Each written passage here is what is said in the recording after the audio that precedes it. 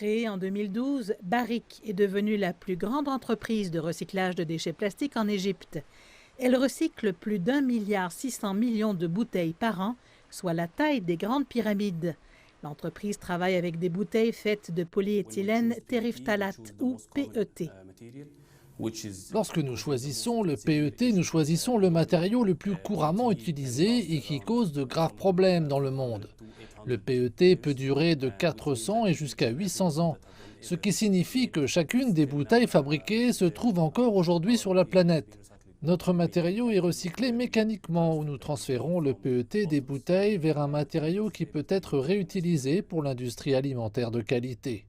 L'entreprise se concentre sur la fabrication de bouteilles en bouteilles, c'est-à-dire de fabriquer des bouteilles écologiques à partir de déchets de bouteilles en plastique. Ils produisent également des matériaux pour la fabrication de textiles et de vêtements.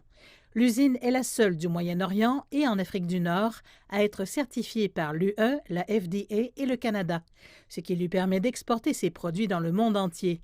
Les experts affirment que les marchés locaux et internationaux ont un fort potentiel de croissance. Il a été annoncé que l'UE avait besoin de plus d'1 million de tonnes par an, alors que l'offre n'est que de 400 000 tonnes.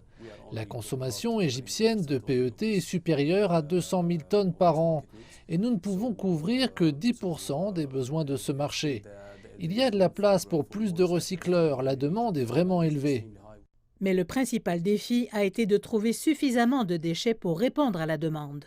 Les sources égyptiennes proviennent du secteur informel, où les matériaux sont récoltés dans les foyers avant d'être séparés, puis vendus aux usines de recyclage. Le système n'est pas aussi efficace et provoque des fuites dans l'océan et cause de nombreux problèmes environnementaux. Malheureusement, le taux de collecte n'est pas très élevé en Égypte, et nous devons donc importer du matériel de l'extérieur.